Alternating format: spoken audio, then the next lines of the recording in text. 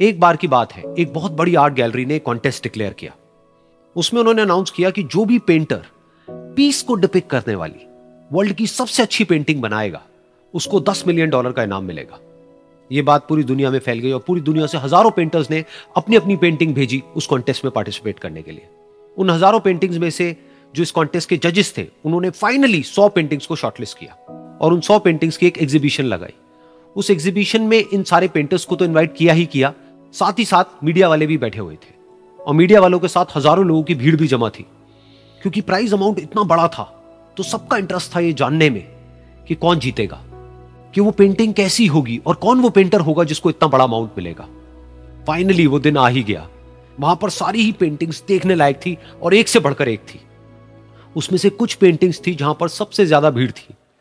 जैसे एक पेंटिंग थी जहां पर एक बिल्कुल साफ पानी की नदी बह रही थी, जिसके पीछे कुछ पहाड़ थे, उसके ऊपर बर्फ जमी हुई थी और पीछे से सनराइज हो रहा था।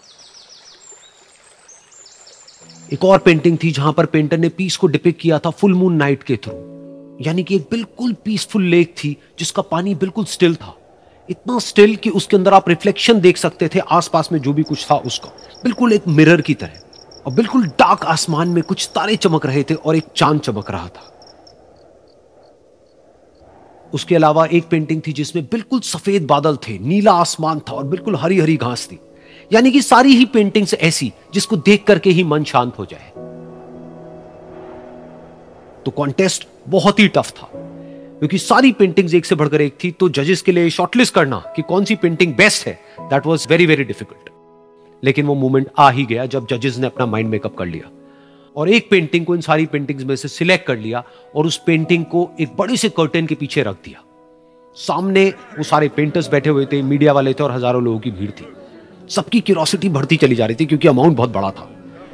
लेकिन जैसे ही वो पर्दा हटा और सामने से सबने उस पेंटिंग को देखा तो सब हैरान रह गए। सब एक दूसरे की शक्ल देखने लगे। किसी को कुछ समझ नहीं आ रहा था कि एक्चुअल में हो क्या रहा है, क्योंकि वो पेंटिंग जो वहां पर दिख रही थी वो दूर दूर तक शांति को डिपिक्ट नहीं कर रही थी। तो सबको लगा कि शायद उस आर्ट गैलरी से कोई गलती हुई है या जजेस से कोई गलती हुई है और किसी गलत पेंटिंग को वहां पे रख दिया है। तो कुछ पेंटर्स एक साथ गए, जाकर के उस आर्ट गैलरी के ओनर से मिले और जाकर के उससे पूछा कि क्या ये कोई गलती है, गलती से कहीं कोई गलत पेंटिंग तो आपने वहां पे नहीं रख दी है। तो आर्ट गैलरी वाला थोड़ा सा मुस्कुराया और बोला, नहीं ये पेंटिंग बिल्कुल ठीक है, जजेस ने इसी पेंटिंग को सिलेक्ट किया है और यही पेंटिंग आज की विनर है। सारे पेंटर्स ये जवाब सुन करके गुस्से से भर गए और सबने मिल करके रिवोल्ट कर दिया। और ये देख करके सारे मीडिया वाले अपनी अपनी जगह से खड़े हुए और भागते हुए गए उस आर्ट गैलरी के ओनर के पास में और अपने अपने माइक्स उनके मुंह के आगे कर दिए। तो अगेन वो आर्ट गैलरी का जो ओनर था वो हल्का सा मुस्कुराया और उसने कहा कि मुझे कुछ बोलने से पहले एक बार इस पेंटिंग को आप लोग ध्यान से देखिए, थोड़ा पास से देखिए, शायद आपको कुछ ऐसा नजर आए जो दूर से नजर नहीं आ रहा है। क्योंकि आप सबने एक चीज तो देख ली कि इस पेंटिंग में आंधी है, तूफान है, चारों तरफ सब कुछ तहस नहस हो रहा है, आसमान में बिजली कड़क रही है, काले बादल है, ये सब तो आपने देख लिया। लेकिन एक चीज नहीं देखी कि इस पेंटिंग में एक घर भी है। उस घर में एक छोटी सी खिड़की है जहां पर एक आदमी खड़ा हुआ है।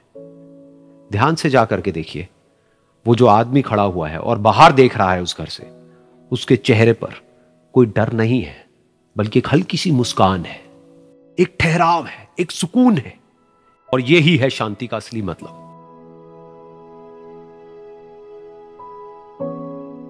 यानी कि शांति का मतलब यह नहीं है कि हमारे बाहर सब कुछ शांत है और फिर हम शांत हैं, क्योंकि वो टेम्पररी है। असली शांति का मतलब यह है कि हमारे बाहर चाहे जो कुछ भी हो रहा हो, हम अंदर से पूरी तरह से शांत हैं, हमारा मन शांत है। क्योंकि जिसका मन शांत नहीं है उसको चाहे आप कितनी भी सुंदर से सुंदर जगह पर ले जाकर के बिठा दो, वो वहां पर भी जाकर के दुखी ही रहेगा। लेकिन दूसरी तरफ से जिसका मन शांत है, उसके बाहर चाहे कुछ भी हो रहा हो, चाहे मौसम कैसा भी हो, चाहे उसके आसपास में सब कुछ तहस नहस हो रहा हो, तूफान हो, लेकिन वो अंदर से बिल्कुल शांत रहेगा। और यही है शांति का असली मतलब।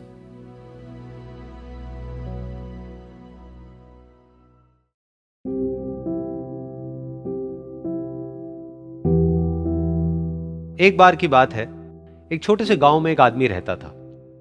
उसके घर के पास में एक पहाड़ था जहां पर वो रोज सुबह जाता, उस पहाड़ पर थोड़ी देर के लिए वो बैठता, फिर वापस आ जाता। तो रोज की तरह वो सुबह सुबह जा रहा था। पीछे से उसका छोटा सा बेटा आया, उसने आकर के उसका हाथ पकड़ लिया और कहा कि आज मैं भी आपके साथ चलूंगा। उसने पहले तो उसको थोड़ा सा समझाया और मना किया, कहा कि जो रास्ता है वो बहुत ही छोटा है, और चढ़ाई बहुत ज्यादा है, तो तुम मेरे साथ नहीं चल पाओगे। लेकिन फिर जब उस बेटे ने जिद करी तो पिता मान गया। तो दोनों पहाड़ पर चढ़ने लगे। पिता ने बेटे का हाथ कस के पकड़ा हुआ था।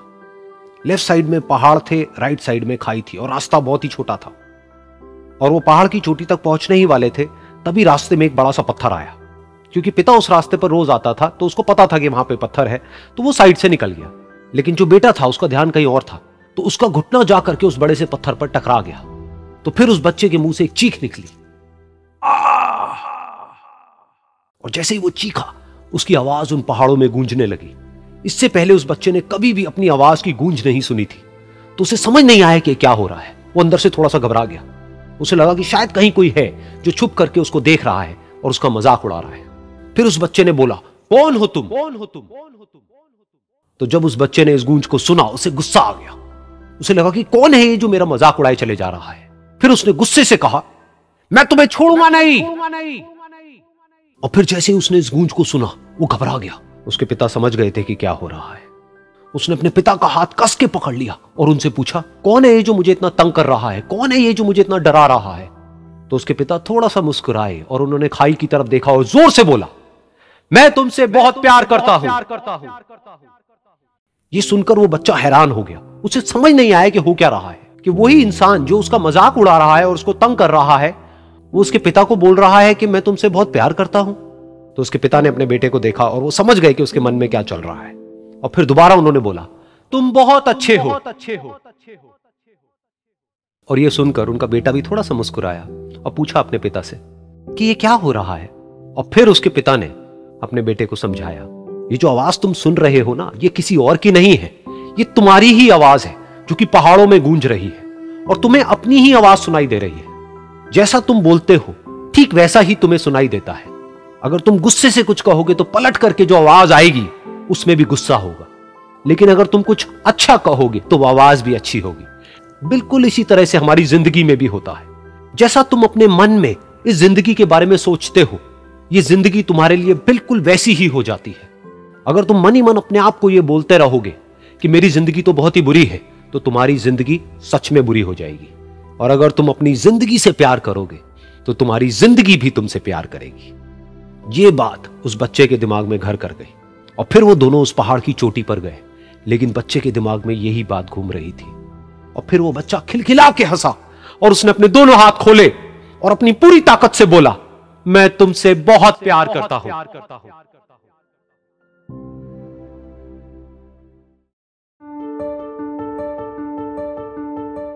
एक बार की बात है, एक बहुत बड़ा नेता एक साधु के छोटे से आश्रम में गया, क्योंकि उसने बहुत सुना था उस साधु के बारे में और उसके मन में आया कि मैं एक बार जाकर के देखता हूं कि लोग इतनी तारीफ क्यों करते हैं उसकी। तो जब वो उस आश्रम में गया तो वहां पर एक छोटा सा कमरा था जहां पर एक कालीन बिछा हुआ था। वहां पर कुछ लोग बैठे हुए थे नीचे और साधु जी सामने बैठे हुए थे। कुछ सवाल जवाब चल रहा था। तो जैसे ही वो अंदर गया, वो अकेला नहीं था, उसके साथ में 4 बॉडीगार्ड्स भी थे। और उसको ये आदत थी कि जहां पर भी वो जाता था लोग अपनी जगह से खड़े हो जाते थे, उसकी तरफ देखते थे, हाथ जोड़ते थे, अपना सर झुकाते थे। लेकिन यहां पर ऐसा कुछ भी नहीं हुआ। साधु ने उसकी तरफ देखा तक नहीं, क्योंकि वो साधु किसी के सवाल का जवाब दे रहे थे।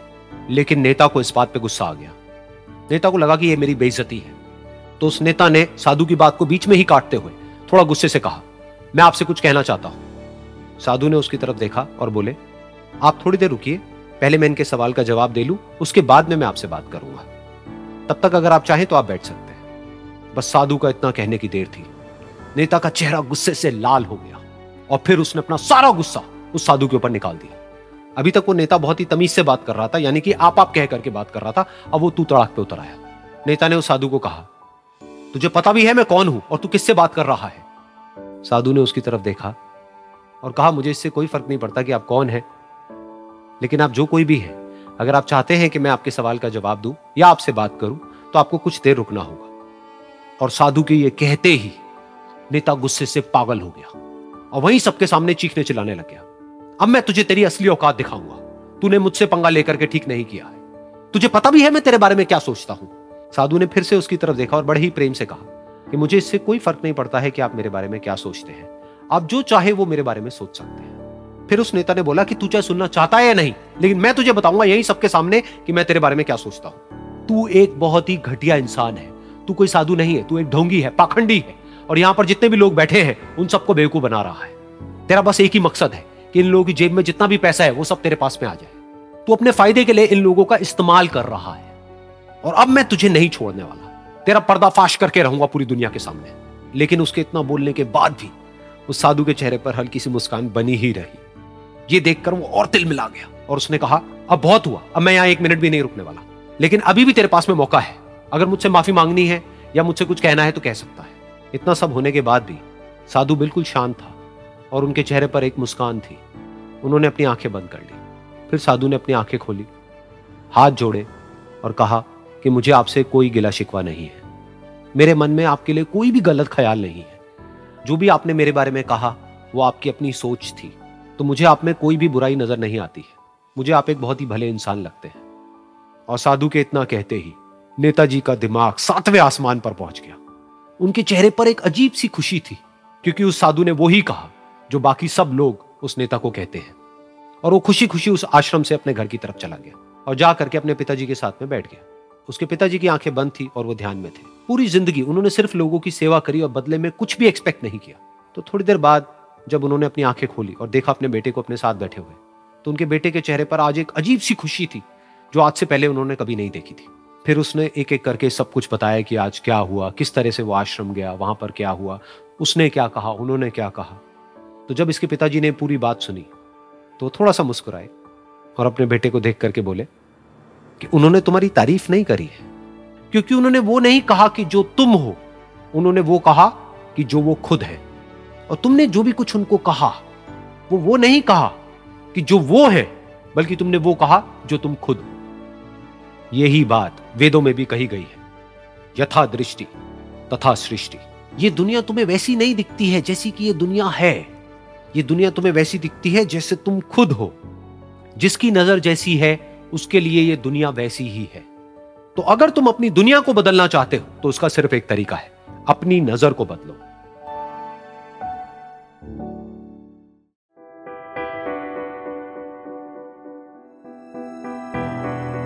ये कहानी है एक छोटी सी बच्ची की जिसको बहुत गुस्सा आता था, बात बात पे गुस्सा आता था। और जब उसको गुस्सा आता था तो वो ये नहीं देखती थी कि उसके सामने कौन है, और जो उसके मन में आता था वो सब बोल देती थी। कई कई बार तो वो कुछ चीजें उठाती और जमीन पे फेंकती और तोड़ देती। तो उसके माँ बाप बहुत परेशान हो गए, उनको समझ नहीं आ रहा था कि वो क्या करे। उन्होंने बहुत कोशिश करी उस बच्ची को समझाने की अलग अलग तरीके से, लेकिन वो बच्ची समझ ही नहीं रही थी। फिर एक दिन उसकी माँ ने उसकी ट्यूशन टीचर से बात करी, क्योंकि ट्यूशन टीचर ही एक ऐसी थी जिसकी कि वो बात सुनती थी। तो उसकी टीचर ने उसकी माँ की सारी बातों को सुना और उनको बोला कि आप चिंता मत करो, आने वाले कुछ दिनों के अंदर अंदर ही इस बच्ची का गुस्सा पूरी तरीके से खत्म हो जाएगा। उसकी माँ को समझ नहीं आया, लेकिन फिर भी उन्होंने कहा कि कोशिश करने में क्या जाता है।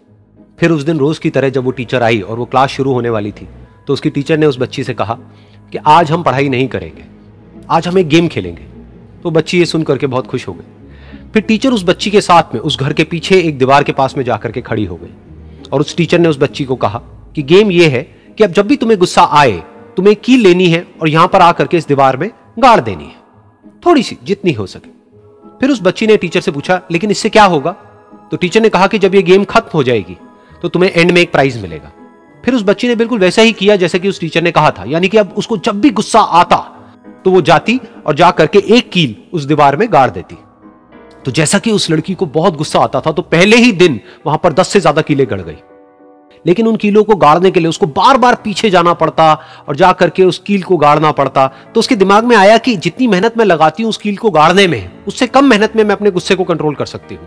अगले दिन 8 कीलें गड़ी, उसके अगले दिन 6, फिर 4, फिर 3, फिर 2, फिर 1। फिर एक ऐसा भी दिन आया जब एक भी बार उसको गुस्सा नहीं आया और एक भी कील उस दीवार में नहीं गड़ी। और वो बच्ची बहुत खुश हो गई।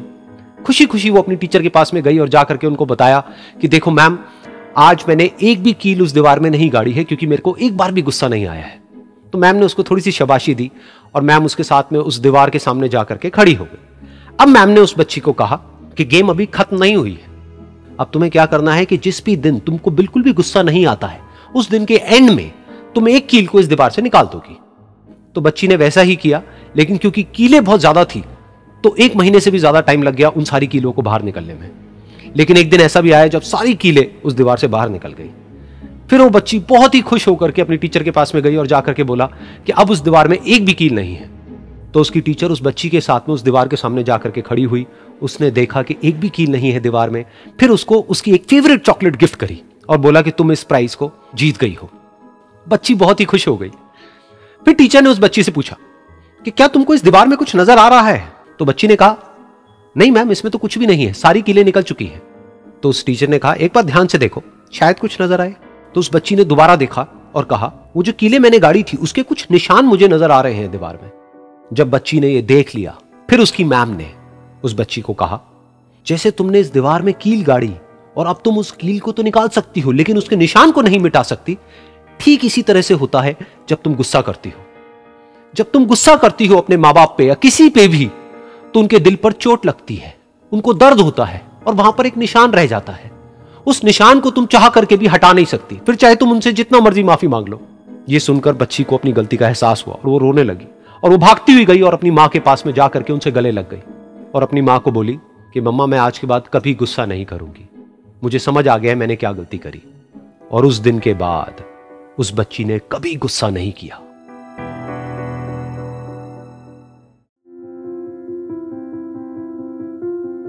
एक बार एक लड़की ने एक एंट्रेंस एग्जामिनेशन को क्रैक करने की बहुत कोशिश करी, बहुत मेहनत करी, लेकिन उसके बाद भी वो उसको क्रैक नहीं कर पाई, जिसकी वजह से वो अंदर से पूरी तरह से टूट गई, बहुत परेशान रहने लग गई, दुखी रहने लग गई। उसके पिता से अपनी बेटी की यह हालत देखी नहीं गई। फिर उन्होंने एक दिन अपनी बेटी को बुलाया और उन्होंने अपनी बेटी को कहा कि तुम मेरे साथ एक बार किचन में चलो, मुझे तुम्हें कुछ दिखाना है। किचन में पहले से ही उन्होंने गैस स्टोव के ऊपर 3 बोल रखे हुए थे। फिर उन्होंने उन तीनों बोल्स के अंदर पानी भरा, एक के अंदर कुछ आलू डाले, एक के अंदर कुछ अंडे और एक के अंदर कॉफी बीन्स, और उसको उबलने के लिए छोड़ दिया। उसके बाद में 5 मिनट हो गए, 10 मिनट हो गए, 20 मिनट हो गए और वो वहां पर खड़े रहे अपनी बेटी के साथ में और उसको देखते रहे।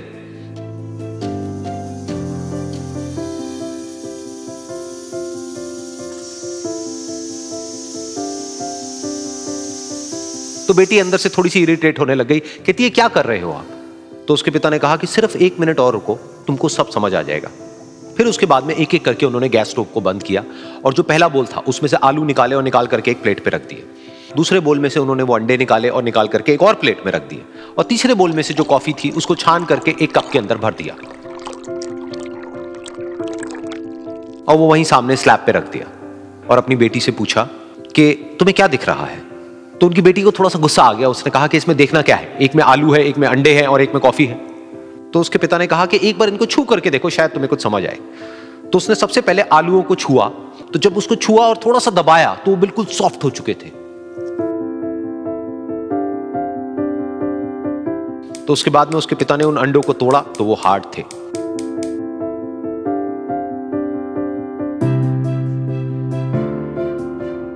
और फिर उसके पिता ने वो कॉफी वाला कप उठाया और अपनी बेटी को कहा कि एक बार इसको सूंघ करके देखो। तो जब उनकी बेटी ने उस कॉफी को सूंघा तो उसके चेहरे पर एक स्माइल आ गई। फिर उसके पिता ने अपनी बेटी को कहा कि तुमने ध्यान से देखा कि क्या हुआ यहां पर?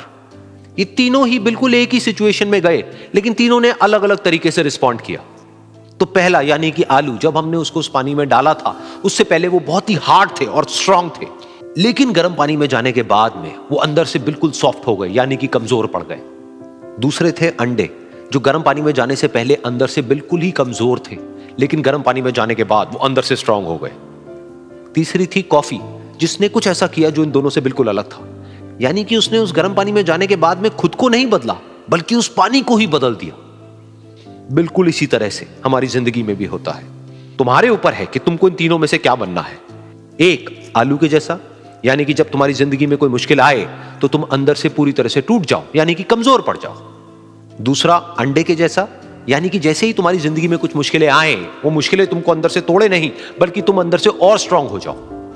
या फिर तीसरा, यानी कि कॉफी के जैसा, मतलब कि जब तुम्हारी जिंदगी में कुछ मुश्किलें आए तो तुम ना सिर्फ उन मुश्किलों का डट करके सामना करो बल्कि अपनी जिंदगी को ही बदल दो।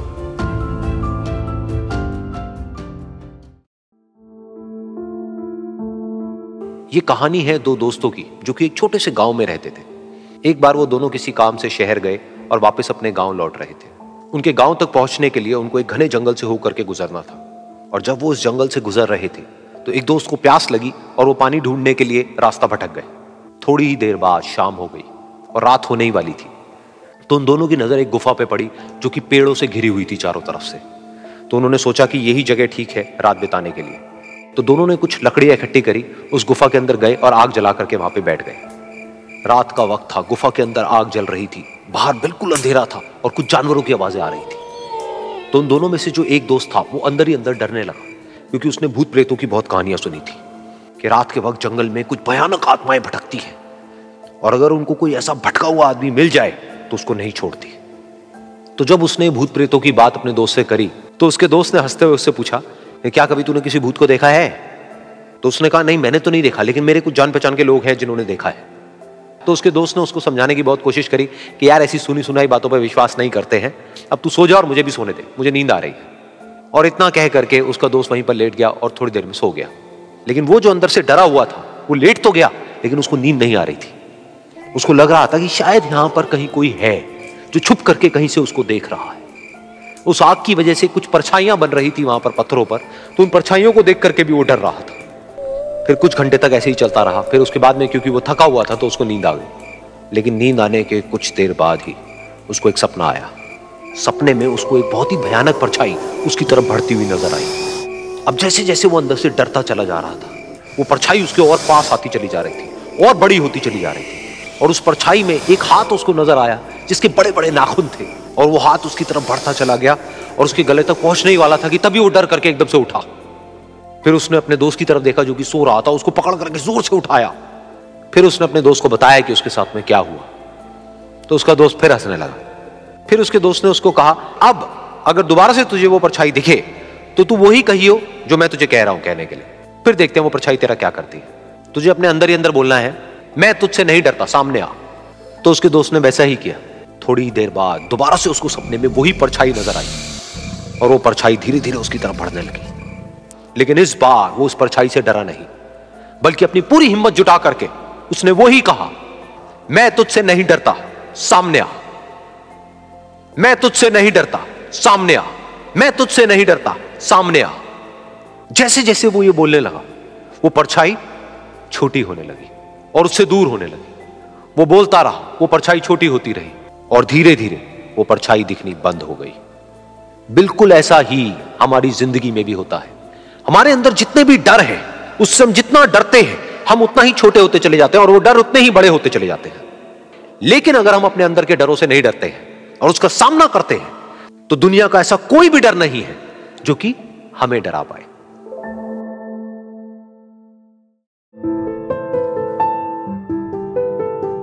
एक बार की बात है, कुछ साइंटिस्ट ने मिलकर के एक बहुत ही इंटरेस्टिंग एक्सपेरिमेंट किया। उन्होंने क्या किया कि एक बहुत बड़ा सा पिंजरा लिया, उसके अंदर 5 बंदरों को रख दिया और वहां पर एक सीढ़ी लगा दी।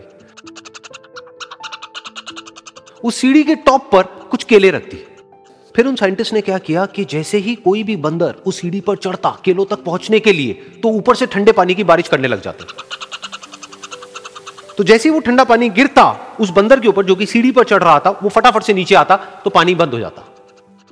फिर दोबारा से कोई और बंदर उस सीढ़ी पर चढ़ता उन केलों तक पहुंचने के लिए, दोबारा से यही होता। दोबारा से ऊपर से ठंडे पानी की बारिश होती, वो बंदर जैसे ही नीचे आता दोबारा से बारिश बंद हो जाती।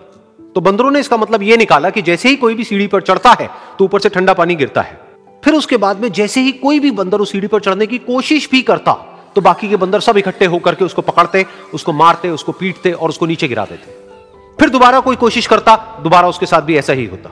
फिर उन साइंटिस्ट ने क्या किया कि उन 5 बंदरों में से एक बंदर को उस पिंजरे में से निकाला और उसकी जगह एक नए बंदर को उस पिंजरे के अंदर डाल दिया। अब उस बंदर को नहीं पता था कि यहां पर क्या खेल चल रहा है। उसको जैसे ही सीढ़ी के ऊपर वो केले नजर आए, वो फटाफट से उस सीढ़ी के ऊपर चढ़ने लगा। अब की बार साइंटिस्ट ने कोई बारिश नहीं करी, लेकिन फिर भी जो बाकी के बंदर थे उन्होंने इसको पकड़ा, सीढ़ी से नीचे उतारा और मारने पीटने लग गए।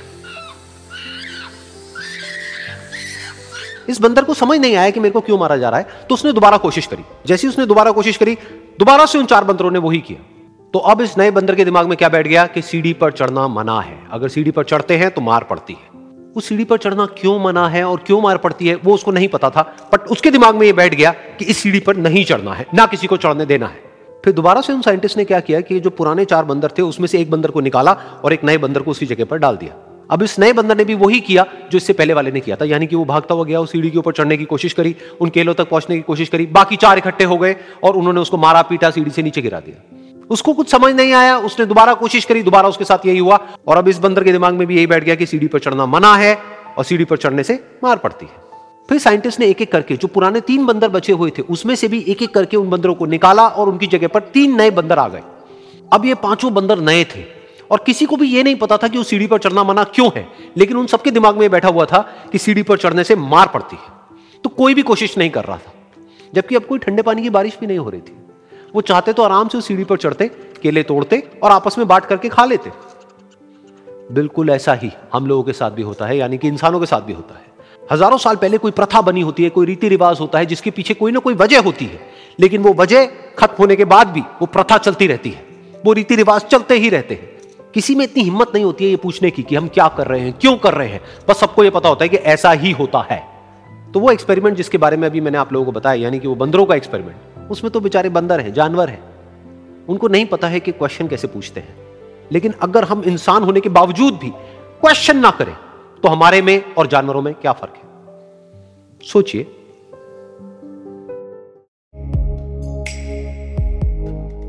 एक छोटा सा गांव था, वहां पर एक आदमी पहाड़ पर पत्थर तोड़ने का काम करता था। उसको अपनी जिंदगी से कोई गिला शिकवा नहीं था। पूरा दिन वो काम करता, मेहनत करता, दिन के एंड में जो थोड़ा बहुत पैसा मिलता वो जा करके अपने परिवार के साथ में थोड़ा सा टाइम स्पेंड करता और चैन से सो जाता। तो एक दिन रोज की तरह वो अपना काम खत्म करके अपने घर की तरफ जा रहा था, तो रास्ते में चलते चलते उसके मन में ख्याल आया कि ये भी कोई जिंदगी है कि सुबह से शाम तक मैं पत्थर तोड़ने का काम करता हूं और एंड में मेरे को थोड़े से पैसे मिलते हैं, जिसमें मुश्किल से मेरा और मेरे परिवार का गुजारा हो पाता है। काश कुछ ऐसा हो जाए कि कहीं से मुझे कोई ऐसी शक्ति मिल जाए कि जो भी मैं चाहता हूं वो सच हो जाए। वो अपने घर पर गया, उसने खाना खाया, लेकिन उसका ध्यान खाने की तरफ नहीं था, उसके दिमाग में यही ख्याल चल रहा था। उसके बाद में वो यही सोचते सोचते सो गया। फिर नींद आने के कुछ देर बाद उसको एक सपना आया। सपने में उसने देखा कि रोज की तरह वो अपना काम खत्म करके अपने घर लौट रहा था। रास्ते में उसने एक बहुत ही बड़ा घर देखा और उसके मन में आया कि काश ये घर मेरा होता और मैं इसका मालिक होता। और उसके सोचते ही वो उस घर का मालिक बन गया। उसको यकीन ही नहीं हो रहा था कि जो उसने सोचा वो बन चुका है। लेकिन उसकी खुशी ज्यादा देर नहीं टिक पाई, क्योंकि उसको एकदम से एक शोर सुनाई दिया। उसने अपने घर के बाहर देखा कि एक बहुत बड़ी रैली निकल रही है, जिसमें बीचों बीच एक पॉलिटिशियन है जो ऐसे ऐसे हाथ हिला रहा है, और वहां पर जितने भी लोग खड़े थे सब उसके नाम के नारे लगा रहे थे, उसके आगे हाथ जोड़ करके खड़े थे, सब उसको देखने के लिए तड़प रहे थे। तब उसको यह एहसास हुआ कि मैं कितना छोटा हूं उसके आगे। और फिर उसके अंदर से एक ख्याल उठा कि काश मैं ये पॉलिटिशियन होता और मेरे पास भी इतनी ही पावर होती जितनी कि इसके पास में है। बस उसका इतना सा सोचने की देर थी, वो पॉलिटिशियन बन गया। उसकी खुशी का ठिकाना नहीं था, क्योंकि उसके आसपास में हजारों लोगों की भीड़ थी और सब उसको देखने के लिए तरस रहे थे, तड़प रहे थे। लेकिन उसकी ये खुशी भी ज्यादा देर नहीं टिक पाई। धूप बहुत ही तेज थी और उस पॉलिटिशियन को आदत नहीं थी इतनी गर्मी में रहने की, तो उस धूप की वजह से उसको चक्कर आ गए और वो बेहोश होकर के गिर गया। फिर उसको एहसास हुआ कि ये पॉलिटिशियन सबसे ताकतवर नहीं है, ये जो सूरज है ये सबसे ताकतवर है। और उसके मन में आया कि काश मैं ये सूरज बन जाऊं तो मेरे आगे कोई नहीं टिक पाएगा। और उसका इतना सा सोचने की देर थी और वो सूरज बन गया और वो खुशी से पागल हो गया, क्योंकि पूरी दुनिया को वो ही रोशन कर रहा था और पूरी दुनिया में ऐसा कोई नहीं था जो कि उसकी रोशनी को रोक सके। लेकिन उसकी ये खुशी भी ज्यादा देर टिक नहीं पाई, क्योंकि कुछ ही देर बाद आसमान में कुछ काले बादल आए जिन्होंने कि उस सूरज की रोशनी को रोक दिया। फिर उसको यह एहसास हुआ कि इस दुनिया में ऐसा भी कोई है जिसमें दम है उसकी रोशनी को रोकने का। और उसके मन में एक ख्याल उठा कि काश मैं वो बादल बन जाऊं। और वो बादल बन गया और आसमान में उड़ने लगा। उसको ऐसा लगा कि मैं आसमान में उड़ रहा हूं और अब मैं जहां चाहे वहां जा सकता हूं। लेकिन कुछ देर बाद वहां पर एक बहुत तेज हवा का झोंका आया जो कि उन बादलों को उड़ा करके ले गया। और फिर उसे ये समझ आया कि ये जो बादल हैं वो सूरज की रोशनी को तो रोक सकते हैं, लेकिन हवा को नहीं रोक सकते। ये हवा उनको बहा करके ले जाती है। फिर उसके मन में आया कि काश मैं ये हवा बन जाऊं, और वो हवा बन गया। हवा बनने के बाद में उसको अपने अंदर एक अलग ही ऊर्जा का अनुभव हुआ। वो चाहे तो आराम से बहता और चाहे तो आंधी बन करके, तूफान बन करके, जिसको भी चाहे उड़ा करके ले जाता। उसको ये विश्वास होने ही लगा था कि इस दुनिया में सबसे ज्यादा शक्तिशाली मैं हूं। लेकिन तभी उसके सामने आया एक पहाड़। उसने अपनी पूरी ताकत लगा दी, लेकिन उस पहाड़ को वो इतना सा भी नहीं हिला पाया। तब उसको यह एहसास हुआ कि इस दुनिया में कोई है जो हवा से भी ज्यादा शक्तिशाली है, जिसमें दम है उस हवा को रोकने का। फिर उसके मन में आया कि काश मैं ये पहाड़ होता, और वो पहाड़ बन गया। लेकिन हर बार की तरह इस बार भी उसकी खुशी ज्यादा देर तक नहीं टिक पाई। उसको एक जानी पहचानी सी आवाज सुनाई दी और साथ ही साथ उसको दर्द होने लगा, जैसे कि कोई है जो उसको तोड़ रहा है, उसको मार रहा है। तो दर्द से वो चीखने लगा और उसके मन में आया कि काश मैं वो बन जाऊं क्योंकि इस पहाड़ को तोड़ने का दम रखता है। लेकिन इस बार उसकी एक ख्वाहिश पूरी नहीं हुई। वो रोने लगा, चीखने लगा, चिल्लाने लगा, उसने अपनी पूरी जान लगा दी, लेकिन इस बार वो नहीं बन पाया। उसका दर्द बढ़ता ही चला जा रहा था और दर्द की वजह से एकदम से उसकी नींद खुली और सामने शीशा था। उसने शीशे में देखा और उसको समझ आया कि सपने में मैं वो क्यों नहीं बन पा रहा था जो मैं बनना चाहता था, क्योंकि असलियत में मैं वो ही हूं।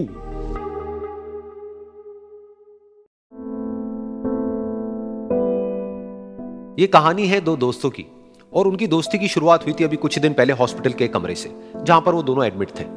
तो दोनों में से जो एक था उसको अभी कुछ दिन पहले एक पैरालिसिस का अटैक आया था, जिसकी वजह से गर्दन के नीचे की उसकी पूरी बॉडी पैरालाइज हो गई थी और वो अपनी एक उंगली तक नहीं हिला सकता था। और पूरे दिन जो भी नर्स उसके पास में आती वो उसको एक ही बात कहता कि मुझे कोई ऐसा इंजेक्शन दे दो जिससे कि मैं मर जाऊं, अब मैं और जीना नहीं चाहता, ऐसी जिंदगी का मैं क्या करूंगा। तो उसका जो दोस्त था उस कमरे में, क्योंकि वो चल फिर सकता था, तो रोज सुबह और रोज शाम को उस कमरे में एक खिड़की थी, उसके पास में जाकर के खड़ा हो जाता और अपने दोस्त को बताता कि उस खिड़की के बाहर क्या चल रहा है। बिल्कुल नीला आसमान है, सफेद बादल है, हल्की हल्की हवा चल रही है और कुछ पंछी उड़ रहे हैं। एक बहुत ही सुंदर बीच है जहां पर कुछ बच्चे मिट्टी के घरौंदे बना रहे हैं। कुछ लोग हैं जो वहां पर बैठे हुए बस समुद्र की लहरों को देख रहे हैं। कुछ लोग जॉगिंग कर रहे हैं, कोई एक्सरसाइज कर रहा है, कोई पतंग उड़ा रहा है। वहां पर एक आइसक्रीम की स्टॉल है जहां पर कुछ लोग आकर के आइसक्रीम खा रहे हैं। और सनसेट के टाइम पे जो पानी है वो पूरा गोल्डन हो जाता है और चमकने लगता है। तो शुरू में तो जब उसने वो सब बताना शुरू किया तो उसके दोस्त के ऊपर ज्यादा असर नहीं हुआ, लेकिन धीरे धीरे उसके अंदर जीने की चाह जागने लगी। अब वो सुबह का इंतजार करने लगा कि जल्दी से सुबह हो और मेरा दोस्त मुझे बताए कि आज यहां पर क्या हो रहा है। कुछ दिन तक ऐसे ही चलता रहा। फिर एक दिन जब वो सुबह उठा तो उसने देखा कि सामने वाला बेड खाली है। फिर उसने नर्स को बुलाया और उससे पूछा कि क्या वो डिस्चार्ज हो गया है। तो नर्स ने कहा कि आपको तो उन्होंने बताया होगा, उनके पास कुछ ही दिन बाकी थे और कल रात को ही उनकी डेथ हो गई है। ये सुन करके उसके अंदर की उम्मीद पूरी तरह से टूट गई, क्योंकि सिर्फ उसका दोस्त ही था जिसने उसको बाहर की दुनिया से जोड़ा हुआ था, जिसकी वजह से वो जान पाता था कि बाहर क्या हो रहा है और ये दुनिया कितनी खूबसूरत है। तो कुछ दिन तक तो वो रोता रहा और उसने जीने की चाह छोड़ दी। लेकिन दूसरी ही तरफ से उसके अंदर कहीं ना कहीं एक नई चाह पैदा हुई कि काश मरने से पहले एक बार मैं खुद अपनी आंखों से देखूं इस खिड़की के बाहर कि ये दुनिया कैसी है। जैसे जैसे उसकी ये चाह बढ़ने लगी, उसको अपने अंदर एक अजीब सी एनर्जी महसूस होने लगी। और फिर एक दिन उसने अपनी पूरी ताकत लगा दी और किसी तरीके से वो बेड से नीचे गिरा और पकड़ पकड़ करके किसी तरह से उस खिड़की तक पहुंचा। फिर उस खिड़की को पकड़ करके वो खड़ा हुआ और खिड़की के बाहर देख लिया। लेकिन खिड़की के बाहर देखते ही वो गुस्से से भर गया। उसने जोर से नर्स को आवाज लगाई और जैसे ही नर्स आई उसने नर्स से पूछा, ये तुमने क्या किया, ये खिड़की के बाहर काली दीवार क्यों खड़ी कर दी। तो नर्स को समझ नहीं आया वो क्या बोल रहा है और वो बोली कि मुझे 5 साल हो गए हैं यहां पर, जब से मैं आई हूं तब से तो ये काली दीवार यहां पर है। तब जाकर के उसको समझ आया कि उसका वो दोस्त उससे झूठ बोल रहा था। और उसने नर्स से पूछा, अगर ये काली दीवार पिछले 5 साल से यहां पर है तो मेरे दोस्त ने मुझसे झूठ क्यों कहा। तो नर्स थोड़ा सा मुस्कुराई और बोली कि मैं ये तो नहीं जानती कि उन्होंने आपसे झूठ क्यों कहा, लेकिन मैं इतना जरूर जानती हूं कि जो भी कुछ उन्होंने आपसे कहा उसी वजह से आप अभी अपने पैरों पर खड़े हैं।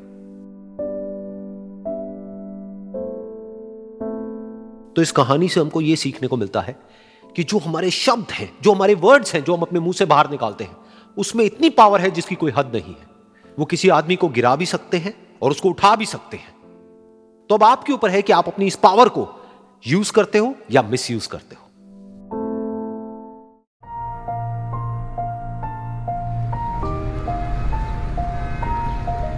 एक बार एक छोटी सी बच्ची हाथ में मिट्टी की गुल्लक लेकर के भागती हुई एक दवाइयों की दुकान पर गई। वो काफी देर तक वहां पर खड़ी रही, लेकिन दुकानदार का ध्यान उसकी तरफ नहीं गया, क्योंकि और भी बहुत सारे लोग खड़े हुए थे। उसने दुकानदार को कई बार बुलाया, लेकिन वहां पर भीड़ इतनी थी कि दुकानदार का ध्यान उसकी तरफ गया ही नहीं। और फिर उस बच्ची को थोड़ा सा गुस्सा आया तो उसने अपनी मिट्टी की गुल्लक लेकर के वहीं काउंटर पर जोर से रख दी, जिसके बाद में जो दुकानदार था और जितने भी लोग खड़े थे वो सब उस बच्ची की तरफ देखने लग गए। और फिर उस दुकानदार ने उस बच्ची से पूछा, बेटे आपको क्या चाहिए। तो वो बड़े ही भोलेपन से बोली कि मुझे एक चमत्कार चाहिए। ये सुनकर के दुकानदार को कुछ समझ नहीं आया, ना ही वहां पर जो लोग थे उनको कुछ समझ में आया, और सब उसकी तरफ देखने लग गए। फिर दुकानदार ने बोला, बेटे चमत्कार तो यहाँ पर नहीं मिलता है। तो बच्ची को लगा कि वो उससे झूठ बोल रहा है। तो बच्ची ने कहा कि मेरी गुल्लक में बहुत पैसे हैं, आप बताओ आपको कितने पैसे चाहिए, लेकिन मैं आज यहां से चमत्कार लेकर के ही जाऊंगी। तो वहीं काउंटर पे एक और आदमी खड़ा था, उसने उस बच्ची से पूछा कि बेटे क्यों चाहिए तुमको चमत्कार। तब उस बच्ची ने अपनी कहानी बताई कि अभी कुछ दिन पहले मेरे भाई के सर में बहुत तेज दर्द हुआ तो मेरे पापा मम्मी उसको हॉस्पिटल ले गए। उसके बाद कई दिन तक मेरा भाई घर नहीं आया। तो मैंने कई बार अपने पापा से पूछा, लेकिन उन्होंने मुझे कुछ नहीं बताया। उन्होंने बार बार यही कहा कि वो आ जाएगा, वो कल आ जाएगा, वो कल आ जाएगा, लेकिन वो आ ही नहीं रहा था। तो मैंने देखा कि मम्मी रो रही है। अब पापा मम्मी को कह रहे थे कि उसकी दवाइयों के लिए और उसके इलाज के लिए जितने पैसे चाहिए उतने मेरे पास में नहीं है। अब उसको कोई चमत्कार ही बचा सकता है। तब मुझे लगा कि अगर मेरे पापा के पास में इतने पैसे नहीं भी हैं तो क्या हुआ, मेरे पास में तो है। तो मैंने जितने भी पैसे जोड़ रखे हैं वो सारे लेकर के मैं इस दवाई की दुकान पर आई। फिर उस आदमी ने उस बच्ची से पूछा, कितने पैसे हैं तुम्हारे पास में? ये सुनते ही उस बच्ची ने अपनी गुल्लक उठाई, जमीन पर फेंकी और तोड़ दी और पैसे गिनने लग गई। बाकी सब लोग खड़े होकर के उसको देख रहे थे। थोड़ी देर बाद उसने सारे पैसे अपने हाथ में इकट्ठे किए और बोली, मेरे पास में पूरे 19 रुपए हैं। वो जो आदमी वहां पर खड़ा था वो थोड़ा सा मुस्कुराया और बोला कि अरे तुम्हारे पास में तो पूरे पैसे हैं, इतने का ही तो आता है चमत्कार। ये सुनकर के वो बच्ची बहुत खुश हो गई और बोली कि चलो मैं आपको अपने पापा से मिलवाती हूं।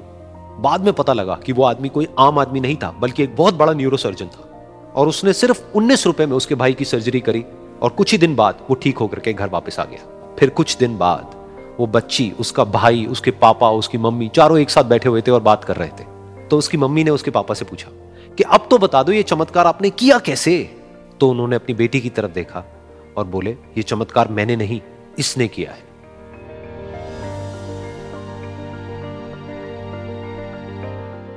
तो यहां पर एक बहुत बड़ी बात है जो हम उस छोटी सी बच्ची से सीख सकते हैं कि जिंदगी में कभी कभी ऐसा होता है कि हमको कोई रास्ता नजर नहीं आ रहा होता है और हम लोग हिम्मत हार जाते हैं।